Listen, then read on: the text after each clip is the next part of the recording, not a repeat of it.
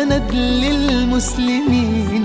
يا حبيبي يا محمد يا ابن عبد الله، تمت الرسالة تمام والحبيب مسك الختام. طول حياتي وفي صلاتي